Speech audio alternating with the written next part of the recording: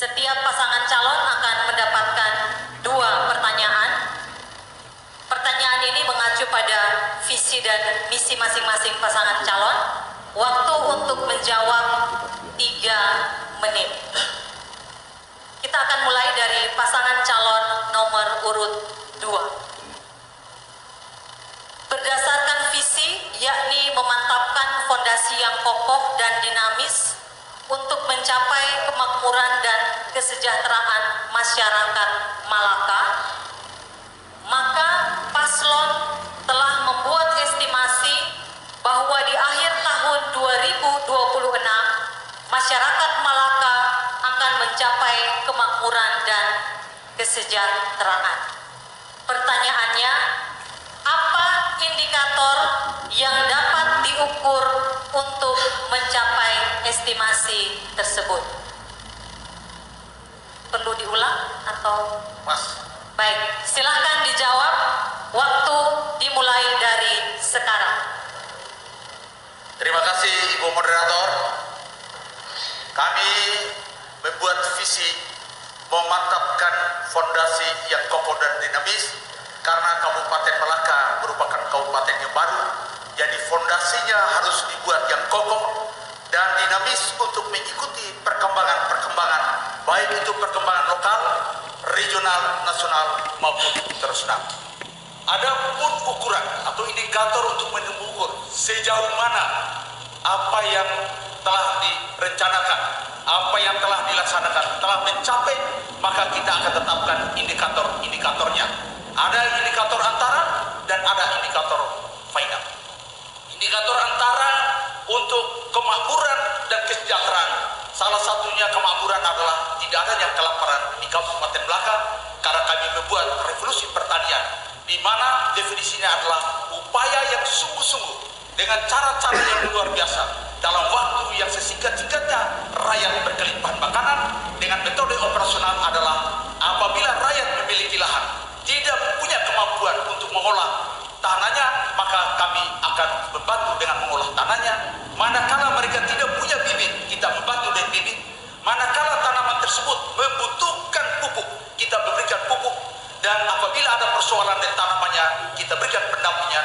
Karena revolusi pertanian Malaka ada 13 orang tim pakar dari Universitas Nusa Cendana, dari beberapa orang guru besar dan beberapa orang doktor yang mendampingi. Disebut dinamis, seperti tadi sudah kami katakan. Yang kedua adalah fondasi yang kokoh. Seperti kita ketahui bahwa di Malaka ini setiap musim hujan selalu ada banjir.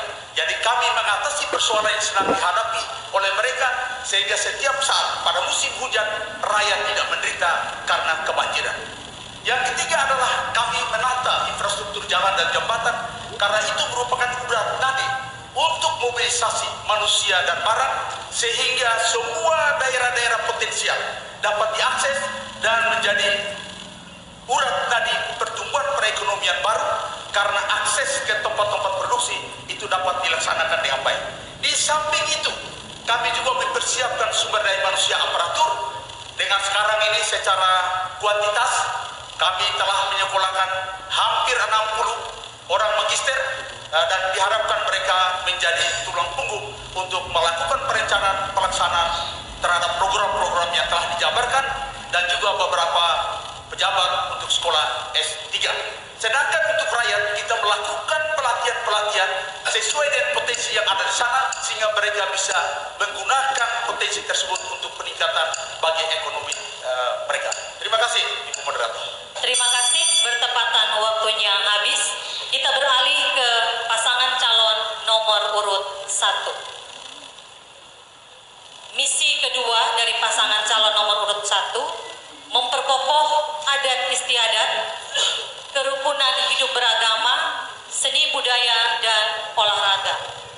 Perspektif yang berkembang dewasa ini perlu dilakukan globalisasi nilai-nilai lokal dan lokalisasi nilai-nilai global dalam konteks menjelmakan eukumene, nilai-nilai yang berperspektif humanistik. Apakah misi ini khususnya memperkokoh adat istiadat tidak berseberangan dengan perspektif yang dianut dewasa ini berkaitan dengan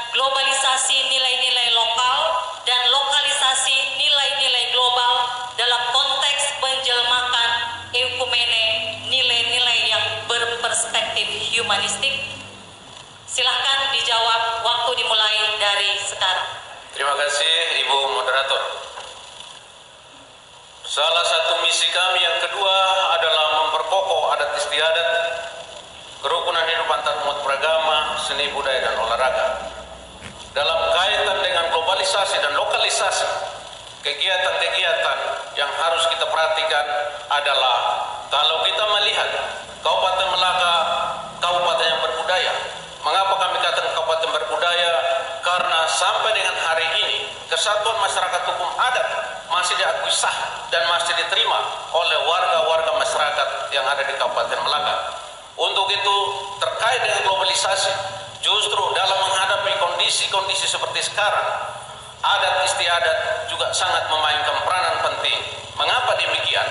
Karena ada adat istiadat yang sudah lazim diakui dan diterima sah yang kita sebut dengan adat sabete seladi haknete haktaek.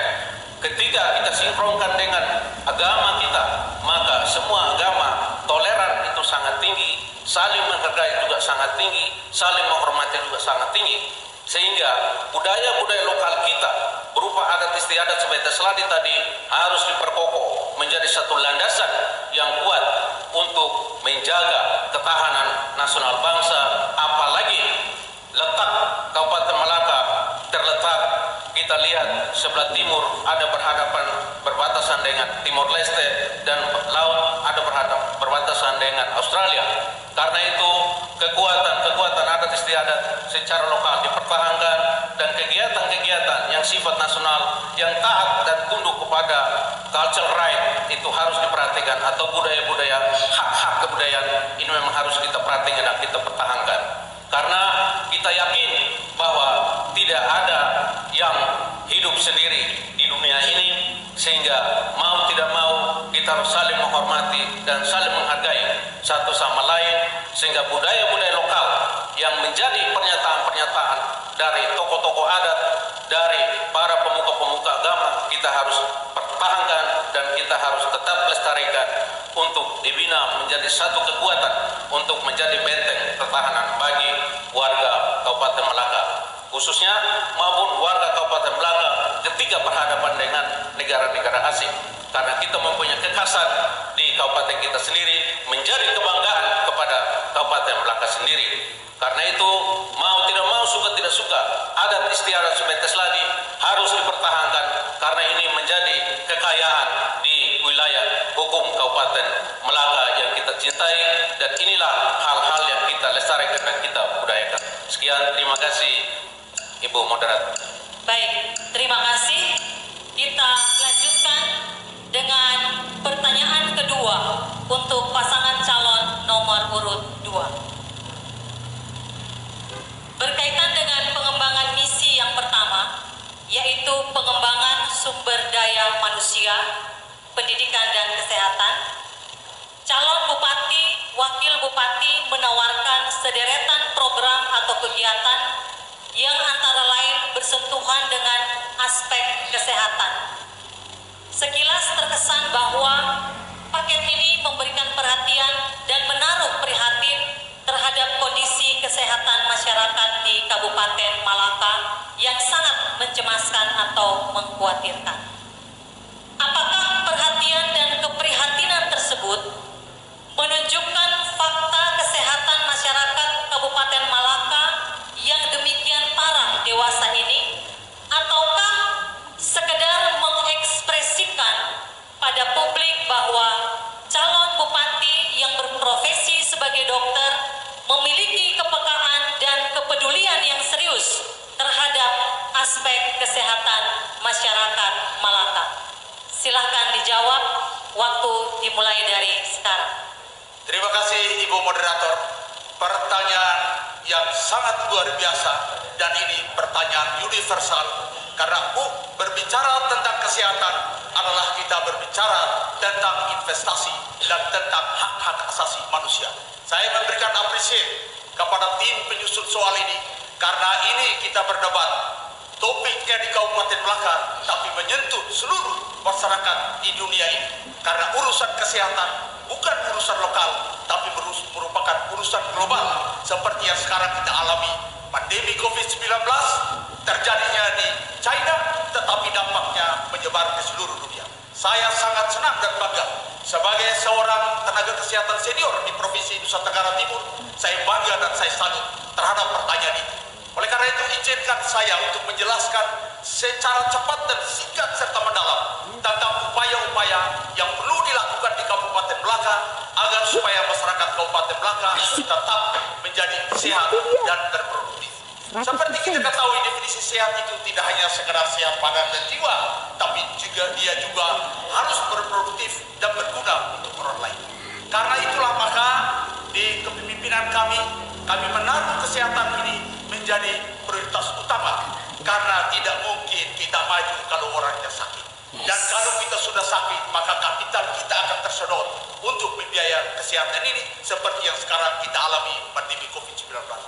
Teori-teori yang diajarkan di bidang kesehatan sekarang terbukti. Oleh karena itu kami akan menata kesehatannya dari 6 aspek. Yang pertama, sumber daya manusianya dalam aspek jumlah, kualitas, kompetensi, dan persebarannya harus memadai di seluruh Kabupaten Melaka. Yang kedua, bangunannya, peralatannya, bahan habis pakai, dan penataan sistem, serta pembiayaan dan penganggarannya harus memadai supaya menunjang infrastruktur kesehatan dapat melaksanakan tugasnya dengan sebaik-baiknya. Dan yang berikut adalah bahwa urusan kesehatan itu tidak hanya untuk Kabupaten Melaka, tetapi juga kabupaten lain di luar Melaka untuk melakukan hal yang sama, karena urusan kesehatan tidak mengenal sekat-sekat administrasi. Oleh karena itu, pembangunan kesehatan harus mempedomani bahwa itu harus pembangunan kontinental, sehingga ada daerah-daerah yang menjadi sentra-sentra untuk memberikan penguatan kepada daerah-daerah di sekitar. Kami tidak berbicara yang tinggi, tapi kami memberitahukan kepada para pemilih di Kabupaten Melaka, kesehatan untuk 5 tahun ke depan lagi kami akan menata menjadi kabupaten terbaik di bidang kesehatan, terutama di daerah perbatasan, karena kami sangat paham bagaimana caranya supaya kesehatan maju di daerah kita. Terima kasih. Baik, terima kasih. Kita lanjutkan kepada pasangan calon nomor urut 1.